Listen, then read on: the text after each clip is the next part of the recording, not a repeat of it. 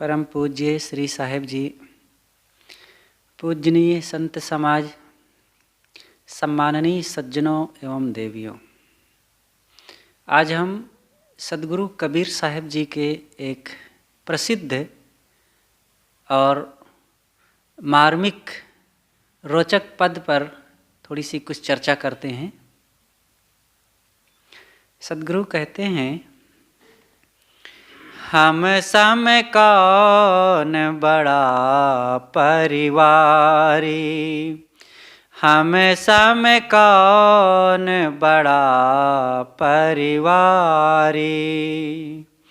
सत्य है पिता धर्म है भ्राता, सत्य है पिता धर्म है भ्राता। लज्जा है महतारी, शील बहन संतोष पुत्र है, क्षमा हमारी नारी। हम सम कौन बड़ा परिवारी, हम सम कौन बड़ा परिवारी। आशा सासु तृष्णा है सारी, आशा सासु तृष्णा है सारी।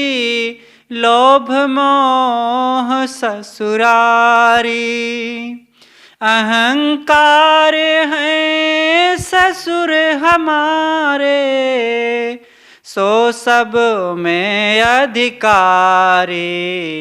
हम सम कौन बड़ा परिवारी, हम सम कौन बड़ा परिवारी। ज्ञानी गुरु विवेकी चेला, ज्ञानी गुरु विवेकी चेला। सदा रहे ब्रह्मचारी, काम क्रोध दो चोर बसतु है, काम क्रोध दो चोर बसतु है। तिनका डर है भारी, हम सम कौन बड़ा परिवारी, हम सम कौन बड़ा परिवारी। मन दीवाने सुरति है राजा, मन दीवाने सुरति है राजा। बुद्धि मंत्री है भारी, सत्य धर्म की बसे नगरिया, सत्य धर्म की बसे नगरिया। कहें कबीर पुकारे, हम सम कौन बड़ा परिवारी, हम सम कौन बड़ा परिवारी। सदगुरु कहते हैं, हमारे जैसा बड़ा परिवार वाला भला और कौन है।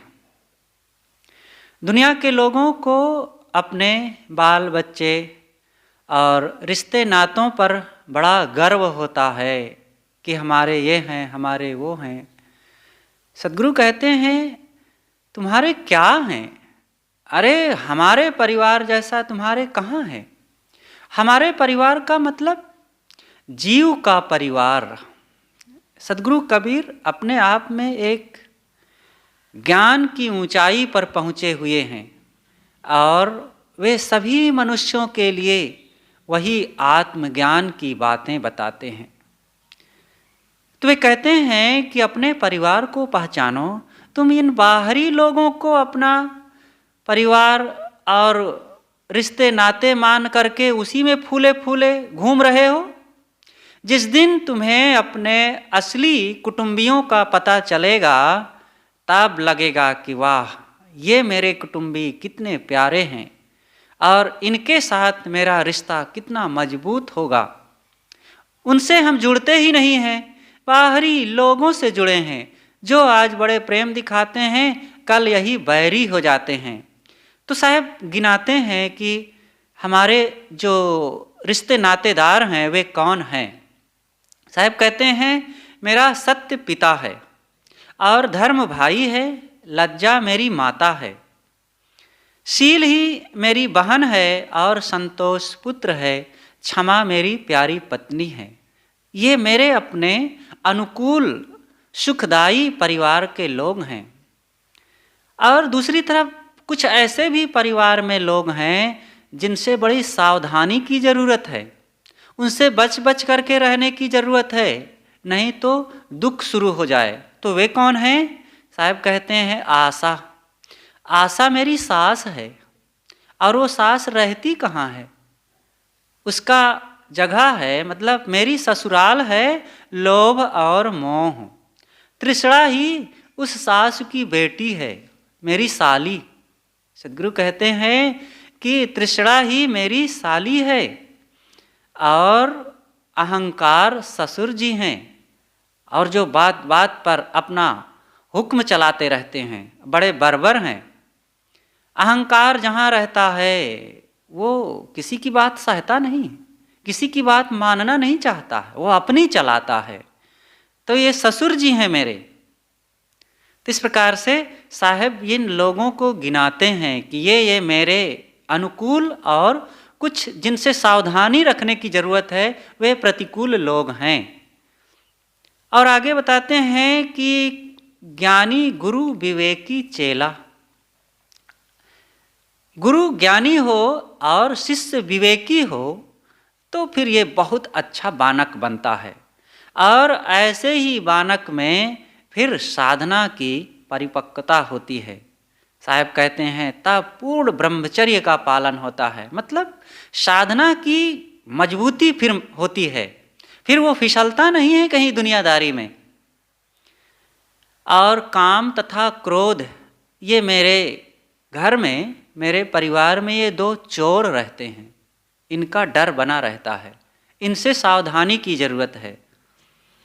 मन परिवार की व्यवस्था संभालने के लिए मन मेरे घर में एक मुख्य अधिकारी है, वो सब तरफ मैनेजमेंट रखता है, व्यवस्था संभालता है मन। और सुरति, सुरति का अर्थ यहाँ है विवेक।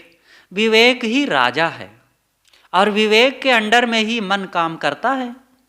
तो मन दीवान सुरति है राजा, बुद्धि मंत्री है भारी। बुद्धि इस मेरे घर का प्रधानमंत्री है और वो अच्छे ढंग से शासन करता है। सत्य धर्म की बसे नगरिया, ये मेरी नगरी सत्य धर्म की है और इसमें मैं रहता हूँ। और सद्गुरु कबीर साहब पुकार करके कहते हैं कि ये मेरा जो परिवार है कितना मनोरम है, कितना सुंदर है, कितना सुखदायी है और कितना हरा भरा ये मेरा परिवार। भला इससे बढ़ कर के और अलग कहाँ कोई कुटुंबी परिवार और रिश्ते नाते हो सकते हैं। तो आइए इसी पर थोड़ा और विस्तृत चर्चा करते हैं कि साहब इस परिवार में क्या क्या बताना चाहते हैं। साहब पहली बात कहते हैं कि सत्य है पिता, सत्य पिता है। जैसे घर में पिता सबकी व्यवस्था देखता है, सबके सुख दुख में काम आता है और सबके लिए उचित हानि लाभ का ख्याल रखते हुए सबकी सुरक्षा रखता है और सबका पोषण करता है। इसी प्रकार हमारे जीवन में सत्य है। जो सत्य का पालन कर लेता है उसके जीवन में सारे सद्गुण अपने आप आ जाते हैं। इसलिए सत्य को बड़े आदर और श्रद्धा के साथ जीवन में स्वीकार करना चाहिए। सद्गुरु कबीर ने कहा है, सांच बराबर तप नहीं, झूठ बराबर पाप। चाहे जितना आप बाहर की तपस्या कर डालें, लेकिन अगर हमने सत्य का पूर्ण पालन नहीं किया है तो तपस्या किसी काम की नहीं है। तो सत्य कैसा होना चाहिए? सत्य वाणी में हो, साथ साथ भावनाओं में हो, और हमारे कर्मों में भी सत्य ओतप्रोत होना चाहिए। वाणी में सत्य का पालन पूरी तरह से होना चाहिए। हम जैसा बाहर देखें हैं वैसा ही व्यक्त करें, बदलें नहीं, उसमें अपनी तरफ से छल कपट ना मिलावें। नहीं तो अपने स्वार्थ की बातें मिला करके हम बातों को बदल देते हैं, और जब बदल करके व्यक्त करते हैं किसी के सामने, तब फिर वो हमारे लिए और दूसरों के लिए भी हानिकारक हो जाती है। हमारी शांति, हमारी नैतिकता, हमारा सदाचार इससे क्षीण होने लगता है। इसलिए सत्य का पालन, वाणी में पूर्ण सत्यता होनी चाहिए। मजाक में भी कभी किसी से झूठ ना कहें, क्योंकि झूठ कहने से दूसरों के मन में पीड़ा उत्पन्न होती है, अशांति उत्पन्न होती है। इसलिए सदैव सत्यवाणी बोलें। एक चरवाहा था, गड़रिया, वो भेड़ चराता था। तो जंगल में खेतों की ओर चराता, तो उसके मन में एक दिन अचानक ये बात सूझी कि अगर कहीं भेड़िया आ जाए तो मेरी भेड़ों को उठा ले जाए, मैं अकेले क्या करूँगा? तो जरा पता लगाऊं कि अगर भेड़िया आ जाए, मैं हल्ला करूं, तो लोग मेरी सहायता के लिए कोई आएंगे कि नहीं आएंगे। तो उसने हल्ला किया, दौड़ो दौड़ो, भेड़िया आ गया, मेरी भेड़ों को उठाए जा रहा है। तो लोग चारों तरफ से खेतों में काम करने वाले लाठी ले ले करके दौड़े चले आए। 10-20 लोग आ गए, और कहाँ गया भेड़िया, कहाँ गया भेड़िया कहते हुए उस चरवाहे से पूछते हैं। तो चरवाहा हंसते हुए कहता है, अरे भेड़िया नहीं आया था, मैं तो यूं ही पता लगाने के लिए हल्ला किया था कि आप लोग आएंगे कि नहीं आएंगे। तब बेचारे निराश होकर के सब चले गए। 2-3 दिन बीता, तो उस गड़रिया ने फिर सोचा कि फिर आएंगे कि नहीं लोग, एक बार तो आए, मैंने उनको लौटा दिया कि नहीं, ऐसे नहीं, तो क्या फिर आएंगे कि नहीं आएंगे? अगर सचमुच भेड़िया आ जाए तो फिर उसने हल्ला किया, दौड़ो दौड़ो, भेड़िया आ गया, मेरी भेड़ों को ले जा रहा है। तो लोगों के मन में हुआ कि वो झूठ बोलता है, लेकिन फिर लगा कि अरे भाई, कौन जाने आ ही गया हो, तो हमारे गांव का वो गड़रिया है, उसकी रक्षा करना चाहिए। और लोग आए, फिर दौड़े दौड़े कई लोग आ गए, किधर गया भेड़िया, कहाँ गया? तो उसने कहा हंसते हुए, नहीं नहीं, मैंने ऐसे ही पता लगाने के लिए हल्ला किया था कि आप लोग आएंगे कि नहीं आएंगे। लोगों को झुंझलाहट हुई, थोड़ा सा नाराज भी हुए, और सब चले गए। तो फिर 4-6 दिन बीता, सचमुच भेड़िया 2 आ गए, और उसकी 2-3 भेड़ों को उठा करके जाने लगे। अब ये जोर से चिल्लाने लगा, दौड़ो दौड़ो, भेड़िया आ गया, मेरी भेड़ों को लिए जा रहा है, दौड़ो दौड़ो, अरे मैं तो बिक गया रे, मैं तो मर गया, मेरी भेड़िया ले जा रहा। खूब हल्ला किया, अब की कोई नहीं आया, और उसकी भेड़ों को लेकर के भेड़िया चला गया। तो देखो, उसने अपनी बातों में कोई मजबूती नहीं रखा, झूठे ही लोगों को पहले परेशान करता रहा, तो लोगों का विश्वास उठ गया। अब सचमुच उसके ऊपर विपत्ति आई, तकलीफ आई, अब हल्ला कर रहा है तो कौन आए? क्योंकि 2 बार धोखा खा चुके हैं लोग, और बार बार अब आप उनको धोखा देंगे तो कौन आता रहेगा? इसलिए सद्गुरु कहते हैं, सत्य है पिता, सत्य पिता के समान है, सदैव सत्य को सामने रखो। सत्य का जीवन हमारा होना चाहिए। हमारी भावनाओं में भी सत्यता होनी चाहिए। भावना से भी हम लोगों में ऐसा दिखें, हमारा चेहरा, हमारे क्रियाकलाप और हमारे वाणी तो सत्य हो ही, हमारे चेहरे में भी ऐसा लगना चाहिए कि हम जो कर रहे हैं ठीक है, उनके लिए हितैषी है, हमारे लिए हितैषी। नहीं तो चेहरा कुछ हो, अपने को बदल करके रखें, और मुख से सत्य तो कहें, मीठा मीठा कहें, लेकिन लोग हमारे चेहरे को पढ़ लेंगे और वो जान जाएंगे।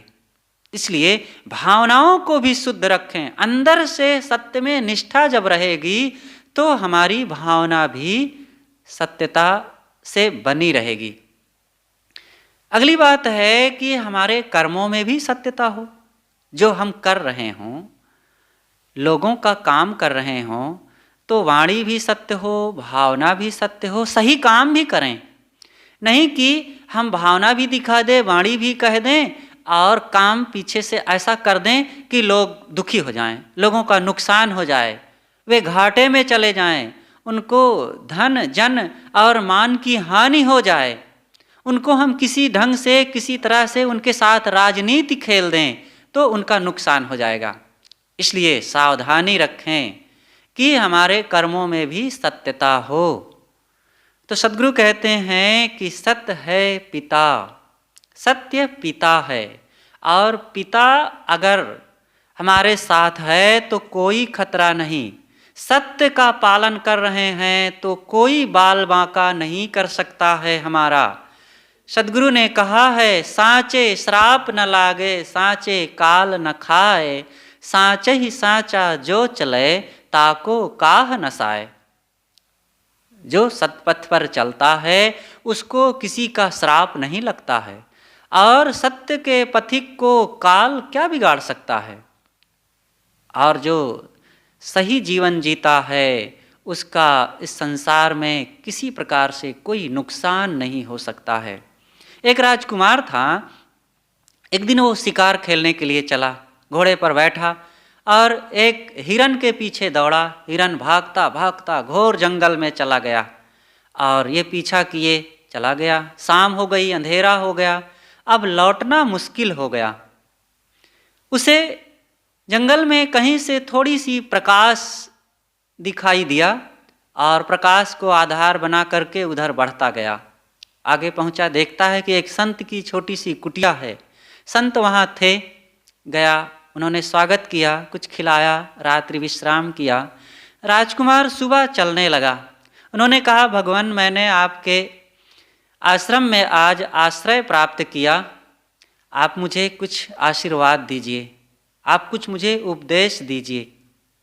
संत ने कहा कि बेटा ठीक है, मेरी एक बात का सदैव ध्यान रखना, सदैव सत्य वाणी बोलना। तो राजकुमार आ गया, और राजकुमार राजा रट्ठी लोगों में तो सब आदत होती है, सारे अवगुण होते हैं। एक दिन वो शराब पीने की इच्छा से चला, तो उसकी माँ ने देख लिया, पूछा बेटा कहाँ जा रहे हो। अब वो चुप, वो सत्य बता नहीं सकता था कि शराब पीने जा रहा हूँ, और झूठ बोल नहीं सकता था क्योंकि संत को वचन दिया था कि मैं झूठ नहीं बोलूँगा, सदैव सत्य बोलूँगा। अब सत्य कह दे तो माँ जान जाएगी ये शराब पीने जा रहा है। तो मौन होकर चुपचाप लौट आया और शराब उस दिन से छूट गई। कुछ दिनों के बाद वो एक दिन जुआ खेलने के लिए जा रहा था, तो पिताजी मिल गए। उन्होंने पूछा बेटा कहाँ जा रहे हो। तो अब सत्य बता नहीं सकता कि जुआ खेलने जा रहा हूँ, और झूठ बोल नहीं सकता था क्योंकि संत को वचन दिया था कि मैं झूठ नहीं बोलूँगा। और उसी दिन से उसका जुआ खेलना भी छूट गया। इस प्रकार एक सत्य का पालन करने से उसके जीवन से बहुत सारे दुर्गुण समाप्त हो गए। इसलिए ये सत्य पिता का काम करता है। कोई पूरी तरह से सत्य का पालन करे तो उसके जीवन में सदैव रक्षा होती रहती है, फिर कोई दुख नहीं आता है। और फिर सत्य, अंतिम सत्य तो अपना निज स्वरूप आत्मा ही है। जो सत्य को पूरी तरह से जानना चाहता है, सत्य की समग्रता को प्राप्त करना चाहता है, तो वो निज स्वरूप का बोध प्राप्त करता है। अपने आप को जाने। ये संसार क्षणिक है, बदल जाने वाला है, इसलिए झूठ है। आज दिखता है कल नहीं है, सर्वांश सत्य नहीं है। जो कुछ यहाँ दृश्यमान प्राणी पदार्थ हैं सब बदल जाने वाले हैं, कुछ रहने वाला नहीं है। इसीलिए तो सद्गुरु कबीर ने कहा है एक भजन में कि साधो ये मुर्दों का गांव, सब यहाँ पर मुर्दे हैं। मुर्दे का मतलब सारा संसार मृत्युमय है। जो जड़ पदार्थ हैं वो बदल रहे हैं, एक रूप से दूसरे रूप में निरंतर खिसक रहे हैं। सुबह हम देखते हैं कितना बढ़िया मंगल प्रभात दिखता है, वहीं थोड़ी देर में कड़ी धूप लिए हुए और चमचमाती दोपहरी में कड़कती गर्मी में वो रूखा फीका हो जाता है। जो दोपहर में इतनी गर्मी लिए हुए सूरज चमक रहा था, शाम को तिरोहित होने लगता है, ओझल होने लगता है और रात्रि में काली निशा ओढ़ करके सो जाती है। सब बदल गया। जो बच्चा कभी किलकारियां मारता है वही जवान हो जाता है, और जो जवान मदमत्त हो करके बलवान, बुद्धिमान और चारों तरफ से वो शक्ति संपन्न हो करके दूसरों के सामने मूंछ पर ताव देता है, वही थोड़े दिनों में ढीली कमर लिए हुए, उखड़े दांत, धसी हुई आँखें, मोटी मोटी उभरी हुई नसें और पके बाल लिए लड़खड़ाते कदमों से चलता है और बिल्कुल रूखा फीका। यहाँ सब बदल जाता है। लेकिन जो एक अंदर में सबके बैठा हुआ नित्य शाश्वत आत्मा है, वो कभी नहीं बदलने वाला, वही परम सत्य है। जड़ सत्य हैं लेकिन वे परिवर्तनशील और जड़ता से भरे हुए हैं। चेतन भी सत्य है लेकिन वो चैतनत्व से भरा हुआ, स्वयं को जानता और दूसरों को भी जानता, इसलिए वो परम सत्य है। तो उस परम सत्य स्वरूप चेतन आत्मा को पहचानना, साहब यहाँ कहते हैं, ये पिता है। दूसरी बात है, धर्म है भ्राता, धर्म भाई है। तो भाई जैसे साथ में होता है तो कोई भय नहीं होता, कोई आंख उठा करके बुरी नज़र से हमें देखने की हिम्मत नहीं करता, कोई परेशान नहीं कर सकता है। इसी प्रकार जिसके जीवन में धर्म का पूर्ण अनुपालन होता रहता है उसका कोई बाल बांका नहीं कर सकता है। इसलिए धर्म का पालन होना चाहिए। तो धर्म क्या है? लोग तो ये मानते हैं कि हिंदू धर्म, बौद्ध धर्म, जैन धर्म, सिख धर्म, इस्लाम धर्म, ये धर्म नहीं है, ये तो संप्रदाय, मत, मजहब, परिपाटियां हैं, एक घेरे हैं और इन घेरों की ज़रूरत है। थोड़ा इन्हीं में रह करके लोग अपने जीवन शैली को जीते हैं, अपने तौर तरीके, अपने नियमों को अपना करके अपने ढंग से कुछ धर्म कर्म का काम, कर्मकांड करते हुए कुछ सन्मार्ग में लगते हैं, अच्छी बात है। लेकिन संप्रदाय में रहते हुए सांप्रदायिकता में रहना ये गलत बात है। संप्रदायों का रहना बुरा नहीं है, सांप्रदायिकता का रहना बुरी बात है। मजहबी भावनाओं का आना बुरी बात है, क्योंकि ये मजहबी भावना मनुष्य के अंदर हिंसा पैदा करती है। मजहब नहीं सिखाता आपस में बैर रखना। प्रेम, हम प्रेम को पहचाने, प्रेम धर्म है। प्रेम किसका होता है और प्रेम किसको चाहिए? हिंदू को कि मुसलमान को, सिख को कि ईसाई को, भारतीय को अभारतीय को, नर को या नारी को, सबको प्रेम चाहिए। इसलिए प्रेम का पालन होना चाहिए। प्रेम धर्म है, धैर्य धर्म है, निर्भयता धर्म है, निश्चिंतता धर्म है, भक्ति धर्म है, शांति धर्म है। तो ये सच्चे धर्म है। जैसे पानी का धर्म शीतलता, और पानी से पानी के धर्म को छीना नहीं जा सकता है। पृथ्वी का धर्म है कठोरता, पृथ्वी से पृथ्वी के धर्म को छीना नहीं जा सकता है। इसी प्रकार मनुष्य का धर्म है मनुष्यता, लेकिन मनुष्य अपनी मनुष्यता को छोड़ करके वो क्रूरता को अपना लेता है, शैतानियत को अपना लेता है। वो छोड़ता नहीं है पूरी तरह से, है उसके अंदर बीज रूप में, लेकिन उसका उपयोग ना करके वो क्रूरता को अपना लेता है, जो उसका धर्म नहीं बल्कि दुख रूप है। वो मन इंद्रियों का धर्म है। जीव का धर्म तो शांति है। अगर वो अपने धर्म को पहचान ले, अपने धर्म से रहना सीख ले, तब तो ये धरती एक दिन में स्वर्ग बन जाए। सदगुरु कबीर ने कहा है, सदा धर्म जाके हृदय बसई, राम कसौटी कस्तई रही। जो राम की कसौटी से अपने जीवन को कसता है, उसके जीवन में सदा सदैव धर्म का वास होता है। राम कसौटी मतलब अंतरात्मा की कसौटी, अपनी अंतरात्मा की, अपने दिल की, आवाज़ को अगर हम पहचानना शुरू कर दें, उस पर ध्यान दें, वैसे जीवन जीना शुरू कर दें, तब तो कोई समस्या ही नहीं है। तब ये पूरी धरती स्वर्ग बन जाए, फिर पाकिस्तान और हिंदुस्तान की कोई ज़रूरत नहीं है, फिर चाइना और नेपाल और अमेरिका तथा रसिया का भेदभाव की कोई बात ही नहीं। एक दूसरे लोग जो ये सांप्रदायिकता, मजहबी भावना, प्रांतीय भावना, राष्ट्रीय भावना अपना करके एक दूसरों से गुर्राते हैं, तो डराने के लिए इतने सामरिक साधन बनाने की ज़रूरत पड़ती है। उनके पास है तो हमको भी रखना पड़ता है। लेकिन अगर सबके अंदर इंसानियत आ जाए, मानवीयता आ जाए, तो इन सब की ज़रूरत नहीं। अगर सदगुरु कबीर साहब की इन बातों को और अपनी अंतरात्मा की जो स्वाभाविक आवाज़ है उसको पहचान करके हम जीना शुरू कर दें, तो ये धरती स्वर्ग हो जाए। स्वर्ग का मतलब ये आनंद, चैन। जैसे एक गांव दूसरा गांव, एक गांव वाले क्या दूसरे गांव वालों से कोई समस्या उत्पन्न करते हैं? उनके लिए कोई तोप, टैंक, बम, पिस्तौल की व्यवस्था करके रखते हैं क्या? कुछ नहीं। एक प्रदेश दूसरे प्रदेश वालों में बराबर आना जाना, लेन देन, व्यापार व्यवहार सब होता है। ऐसे ही एक देश दूसरे देश वालों से करें तो क्या हर्जा हो?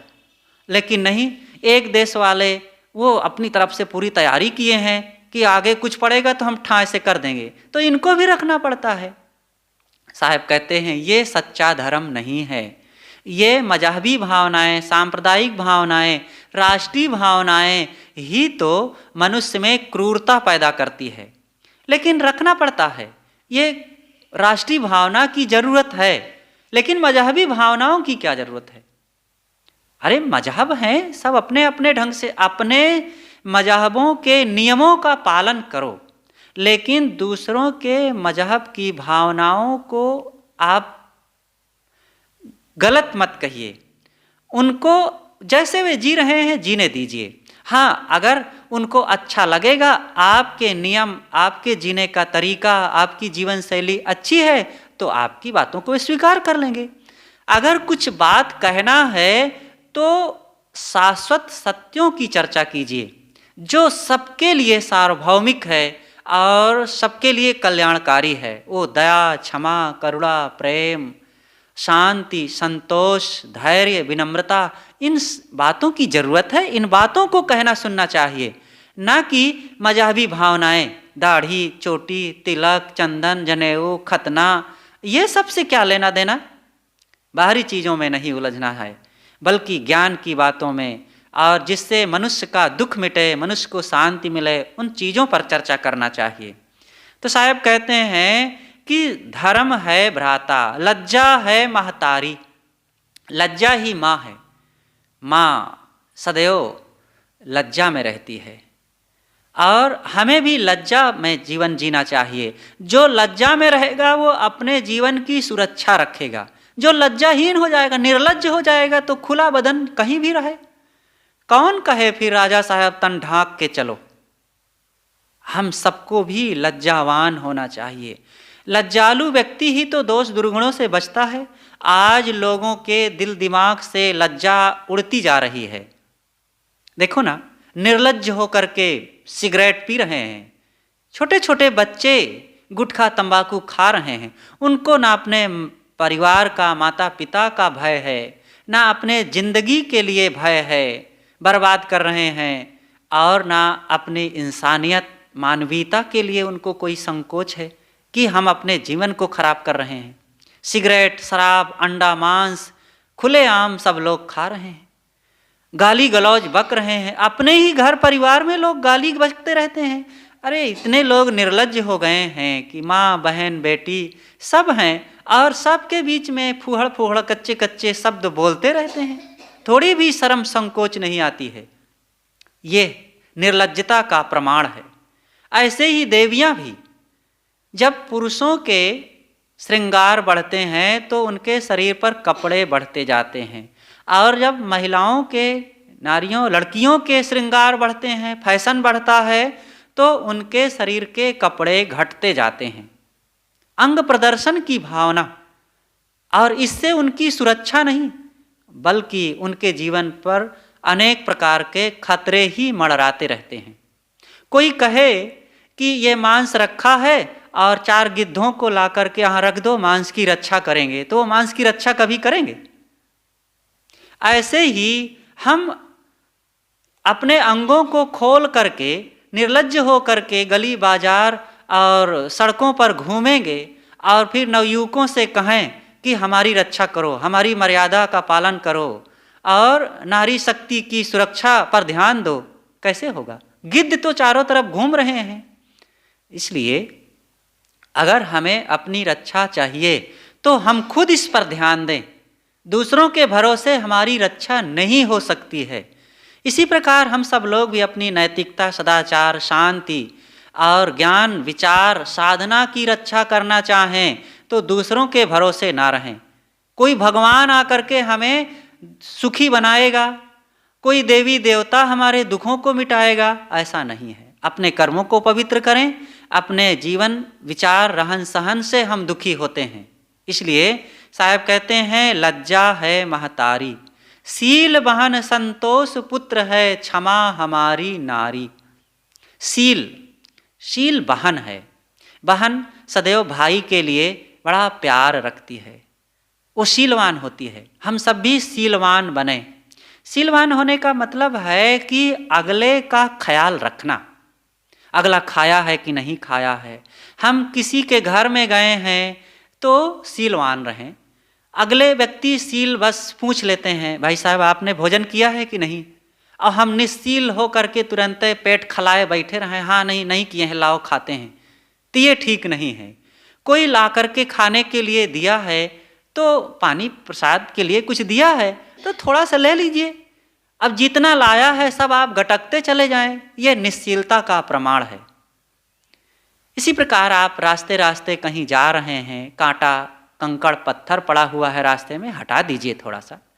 कोई सड़क पार कर रहा है, कोई बूढ़ा बुजुर्ग है नहीं पार कर पा रहा है, थोड़ा उसको सहयोग कर दीजिए। यह शील का उदाहरण है, शीलवान का लक्षण है। हम शीलवान बने। और अपने घर में कोई आ गया है तो अपने कार्य व्यवहारों से भी समय निकाल करके उनको समय दीजिए, उनसे बात कीजिए, उनको सम्मान दीजिए, उनसे मीठा बोलिए।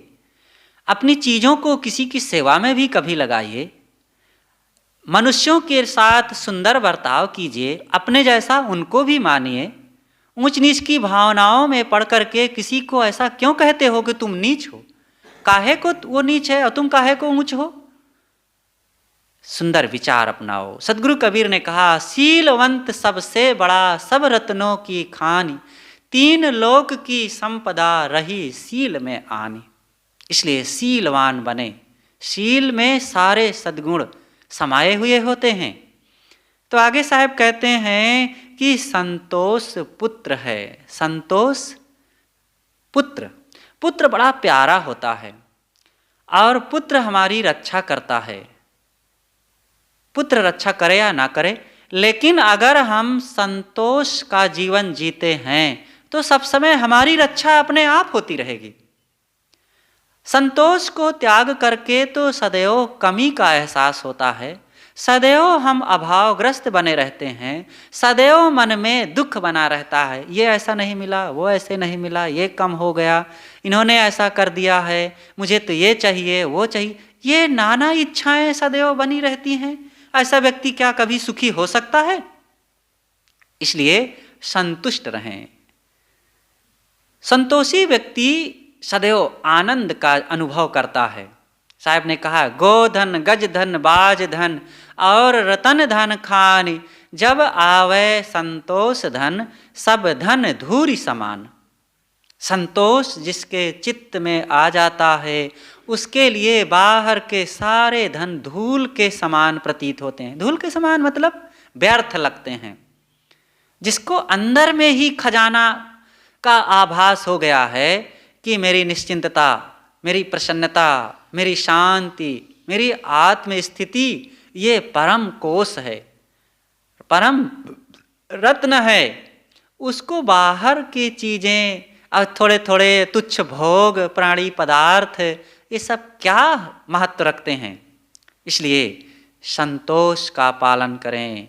सद्गुरु ने बीजक में एक जगह कहा है, संतो संतोष सुख है, रहहु तो हृदय जुड़ाए। हे संतो, संतोष में सुख है और तुम इसका पालन करोगे तो हृदय शीतल हो जाएगा। सदैव संतुष्ट रहें। जो छोटा बच्चा भी अपने घर में माता पिता से बहुत इच्छाएं नहीं प्रेस करता रहता, ऐसा कपड़ा, ऐसा खाना, ऐसी मिठाई, ऐसे जूते चप्पल, ऐसे मोबाइल की कोई कामना नहीं करता, माता पिता उससे बड़े प्रसन्न रहते हैं और वो बच्चा भी सुखी रहता है। और जो लोग इच्छाओं में बहते रहते हैं वे सदैव बिलबिलाते रहेंगे, उनको कभी पूरा पड़ता नहीं और कमी का रोना तो रोते ही रहेंगे, चाहे जितना उनके पास चीज़ें हो जाएं। तो क्षमा हमारी नारी, क्षमावान बने। क्षमा प्रिय पत्नी है। जैसे पत्नी के पास रह करके आदमी सारा दुख भूल जाता है और पत्नी से अपना सारा गम व्यक्त कर देता है, फिर वो सांत्वना देती है। इसी प्रकार जब हम क्षमा का पालन करेंगे तो हमें अपने आप सारा गम भूल जाएगा, और क्षमा का पालन नहीं किए तो सारी समस्याएं आ जाएंगी, सारा दुख सामने आ जाएगा। इसलिए क्षमावान बने। एक मजदूर था, वो शाम को कहीं से काम करके लौट रहा था, भूखा प्यासा था। राजा का बगीचा था, बगीचे में आम के पेड़ लगे थे और खूब फले हुए। बाहर बाउंड्री वाल, चार दीवारी के बाहर बहुत फल लटक रहे थे। उस मजदूर ने सोचा भूख लगी है, एक पत्थर मारा और कुछ फल गिरे, 5 फल गिरे, उठा लिया और पत्थर जाकर के उधर बगीचे में अंदर टहलते हुए राजा के सिर पर लग गया और खून निकल आया। सिपाही लोग दौड़े बाहर, पता लगाए किसने पत्थर मारा। वो मजदूर मिला, पकड़ करके लाया गया। मजदूर ने सोचा आज तो अब मुझे फांसी पर चढ़ा देगा राजा, क्योंकि किसी साधारण व्यक्ति को नहीं, राजा को मेरे द्वारा पत्थर लगा है।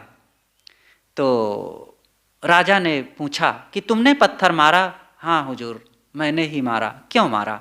कहे हुजूर मैं काम करके आ रहा था, बड़ी भूख लगी थी, तो सोचा कि आम में पत्थर मार करके कुछ फल गिरा लूँ, खा लूँ, थोड़ा सा पेट में कुछ चला जाए।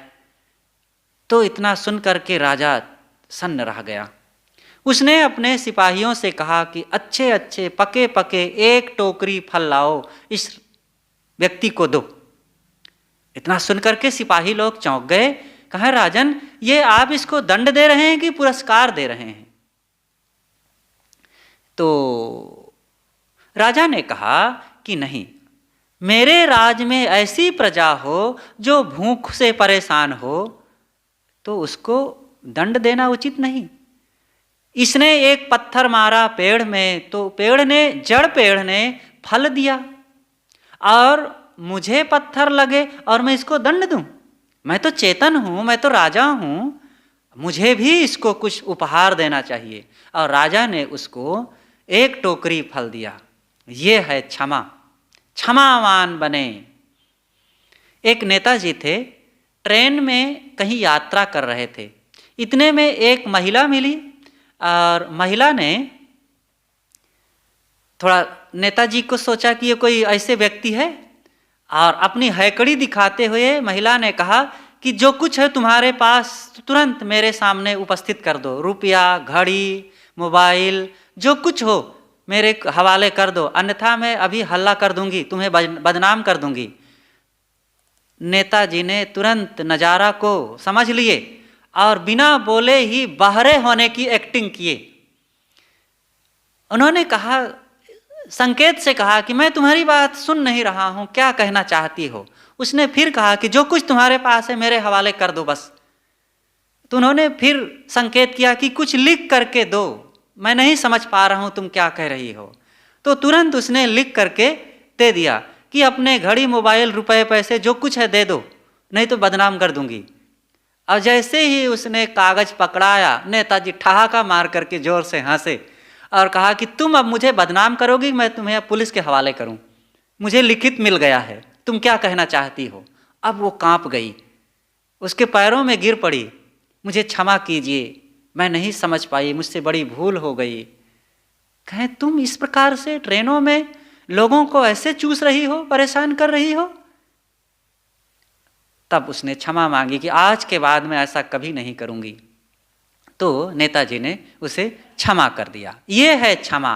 जो क्षमावान होगा वो अपने आप में बड़ा हो जाएगा। कहें कबीर सोई बड़ा, जामे बड़ा स्वभाव, नमन क्षमन और दीनता सब सो आदर भाव। कहें कबीर सोई बड़ा, जामे बड़ा स्वभाव। इसलिए ये क्षमा रूपी सद्गुण को अपना करके आप भी बड़े बनिए। अगर आपने क्षमा नहीं किया है तो आप छोटे हो गए। विष्णु जी लेटे हुए थे और भृगु महाराज ने जा करके उनके छाती पर पैर मारा और विष्णु जी ने उनके पैर को सहलाते हुए कहा, ओह भगवान, मेरी कठोर छाती से आपके पैरों में कष्ट हो गया होगा, आपके पैरों में चोट लग गई होगी। अब बताओ, विष्णु जी जरूर चोट खाए, उनके छाती पे पैर मारा भृगु ने, लेकिन कहा विष्णु की घट गई जो भृगु मारी लात। आज विष्णु जी पूजे जाते हैं और भृगु जी धिक्कारे जाते हैं। इसलिए कष्ट उठा करके भी क्षमावान बने, क्षमा करना सीखें। थोड़े थोड़े में उबलना और प्रतिशोध में पड़ जाना, क्रोध करना, ये उचित नहीं है। आगे सदगुरु कहते हैं, आशा सासु तृष्णा है सारी, लोभ मोह ससुरारी। आशा मेरी सासु है। अभी तक तो साहब ने अनुकूल अपने परिजनों को गिनाया कि मेरे परिवार में ये बड़े प्यारे लोग हैं, बड़ी सहायता करने वाले, मेरे लिए हर प्रकार की सुख सुविधा प्रदान करने वाले हैं, मेरे जिंदगी को बड़ा सरलता से आगे बढ़ाने में मदद करते हैं। लेकिन अब कुछ दूसरे प्रकार के लोगों को गिनाते हैं कि इनसे बड़ी सावधानी की जरूरत है, नहीं तो इनसे मुझे खतरा उत्पन्न हो सकता है, दुख तकलीफ भी मिल सकती है। तो साहब कहते हैं आशा, आशा, जो व्यक्ति भोगों की आशा में रहेगा, निरर्थक धन रुपए पैसे मान बड़ाई की आशा में रहेगा, वो सुखी नहीं हो सकता, वो प्रसन्न नहीं हो सकता है। उसके मन में सदैव कमी और दुख भरी रहेगी। आशा छोड़ के होए निराशा, कहें कबीर तब देख तमाशा। इसलिए आशा को छोड़ो। आशा ही सर्वम दुखम नैराश्यम परमम सुखम, यथा संचिद कांतासाम सुखम सुस्वाप पिंगला।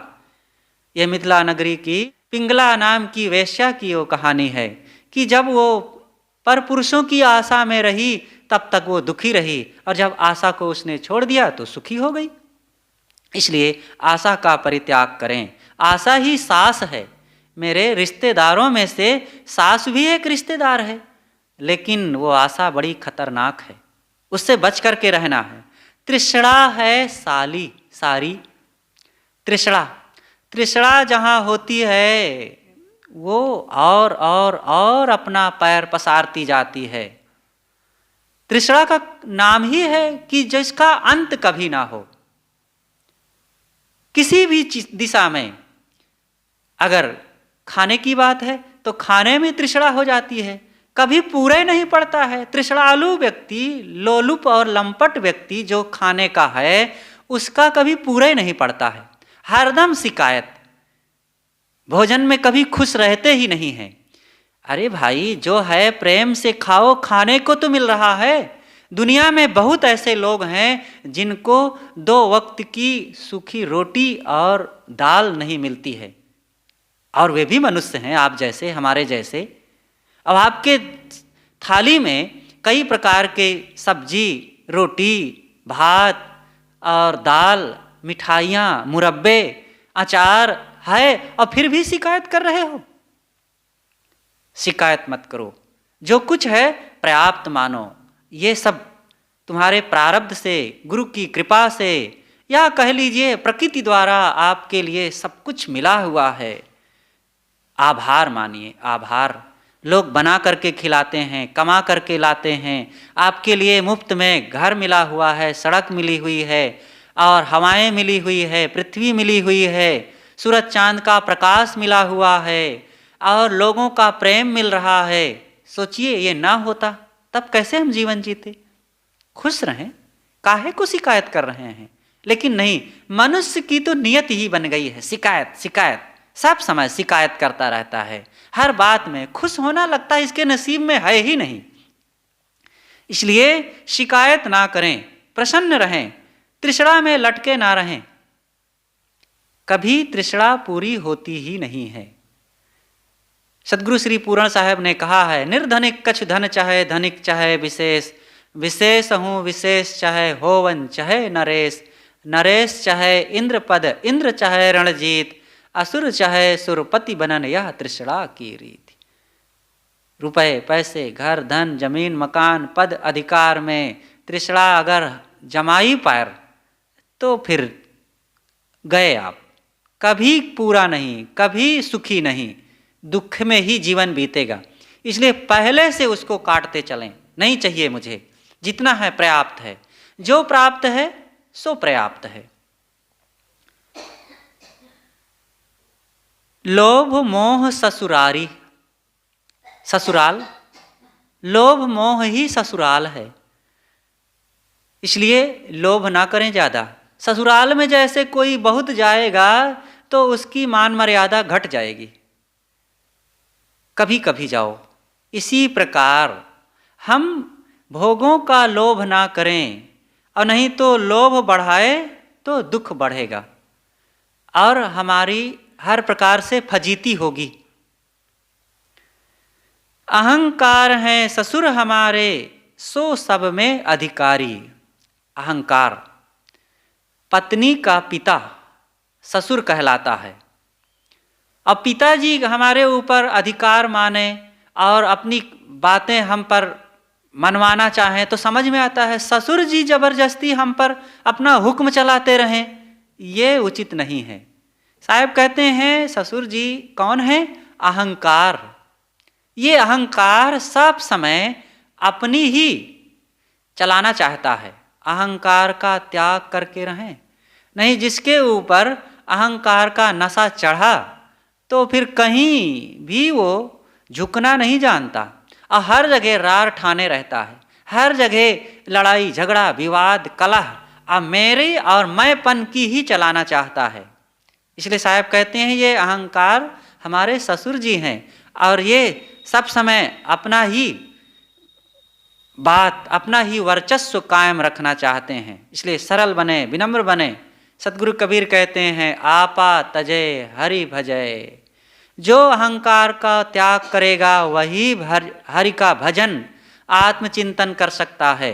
आत्मचिंतन करने वाला अहंकारी नहीं होता और अहंकारी व्यक्ति कभी भजनानंदी नहीं होता है।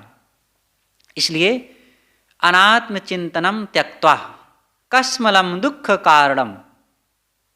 एक पंडित जी थे, वे कहीं जा रहे थे तो रास्ते में नदी पड़ी, नदी पार करना था। नाविक को बुलाए, नाव पर बैठे, नाव चल पड़ी और चलते चलते उन्होंने नाविक से पूछ लिया कि क्या तुम संस्कृत जानते हो? उन्होंने कहा नहीं हुजूर, मैं संस्कृत नहीं जानता हूँ। अरे तुम्हारा आधा जीवन डूब गया, तुम संस्कृत नहीं जानते हो।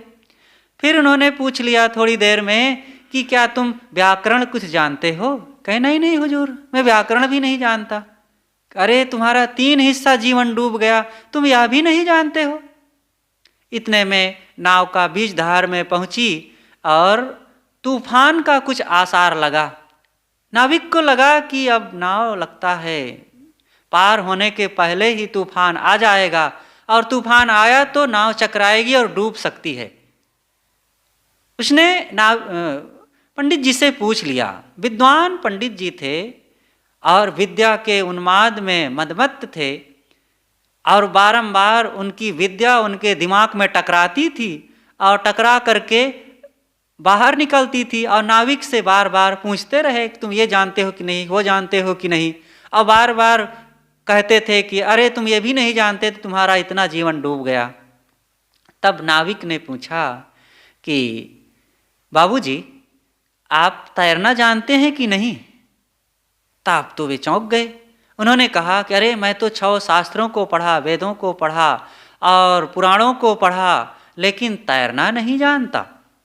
इतने में तूफान आ गया, नाव चकराने लगी, पानी भरने लगा और नाविक तो बांस बल्ली फेंका और कहा, हम तो हुए तैर कर बाबू सरिता से उस पार, जाने बिना तैरना बाबू सारी विद्या बेकार। और नाविक पार हो गया और विद्वान महोदय नाव के साथ अपनी सारी विद्याओं को लेकर के चले गए पानी के नीचे। ये है अहंकार। इसलिए आपके पास विद्या है, ज्ञान है, धन है, पद है, तो इससे दूसरों की सेवा कीजिए, ना कि दूसरों का मान मर्दन आप करते रहें और दूसरों को सताते और दुखाते रहें। नहीं, आपके पास कुछ है तो किसी जरूरतमंद की सेवा में लगाइए उसको, किसी के सम्मान को बढ़ाइए, किसी की जिंदगी में तकलीफें हैं तो तकलीफों को मिटाइए। आगे सद्गुरु कहते हैं कि ज्ञानी गुरु विवेकी चेला सदा रहे ब्रह्मचारी। ज्ञानी गुरु, गुरु ज्ञानी हो और शिष्य विवेकवान हो तो क्या पूछना। यही तो सच्चे गुरुत्व और शिष्यत्व की पहचान है। ज्ञानी का मतलब आत्मज्ञानी और विवेकी का मतलब सत्यासत्य की परख जिसके पास हो, ऐसा गुरु और शिष्य संसार में धन्य हैं। ऐसे गुरु की पहचान करना चाहिए शिष्य को, और ऐसे शिष्य को गुरु सदैव अपने साथ रखे। तो सद्गुरु कहते हैं कि ऐसे गुरु और शिष्य अपना कल्याण करने में फिर वो पीछे नहीं होते। वे अपने मन को, अपने दोष दुर्गुणों को तुरंत मिटा करके आत्म राज में, आत्म स्थिति में और मन की शांति को प्राप्त करके अपना कल्याण का काम करते हैं। तो साहब कहते हैं, ज्ञानी गुरु विवेकी चेला सदा रहे ब्रह्मचारी। ज्ञानी गुरु और विवेकी शिष्य सदैव ब्रह्मचर्य व्रत में रहते हैं। ब्रह्मचर्य व्रत तो एक स्थूल वासना में तो वे पढ़ते ही नहीं, लेकिन इतना ही नहीं है ब्रह्मचर्य।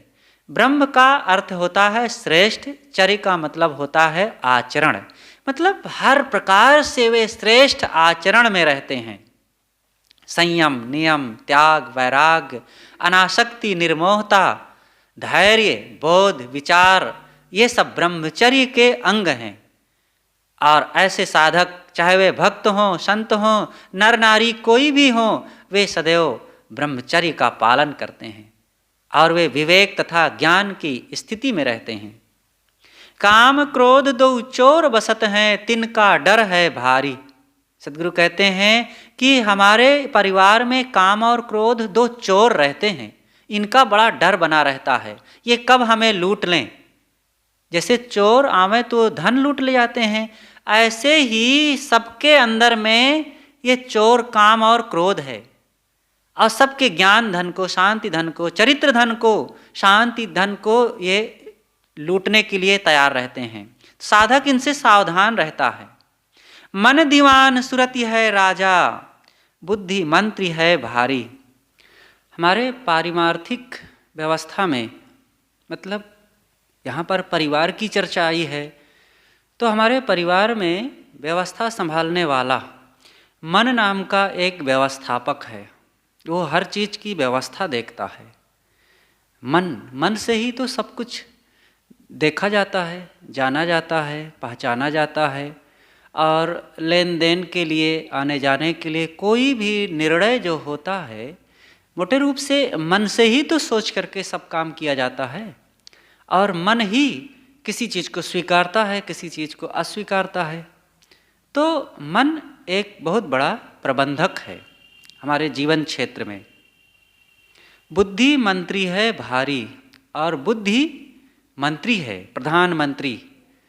प्रधानमंत्री जैसे सब तरफ से एक हाई कमान होता है और सारे बड़े बड़े डिसीजन लेता है, उसी प्रकार बुद्धि यश और नो हर चीज़ के लिए करती है। तो ये भी हमारे परिवार का एक बहुत बड़ा सदस्य है और इसका भी अपना बहुत बड़ा रोल है और इन सब की व्यवस्था से ही हमारे जीवन की व्यवस्था चलती है। हाँ, लेकिन जब हमारे सोचने का ढंग, हमारे मन में जब विषयों के प्रति राग और उल्टी सोच आ जाती है और सुख का भ्रम आ जाता है, तभी सारी व्यवस्था गड़बड़ा जाती है। सत्य धर्म की बसे नगरिया कहें कबीर पुकारी। सत्य नाम की एक नगरी है और वहाँ हम रहते हैं जहाँ पर धर्म की कमाई होती है। इसलिए साहब यहाँ कहते हैं सत्य धर्म की बसे नगरिया।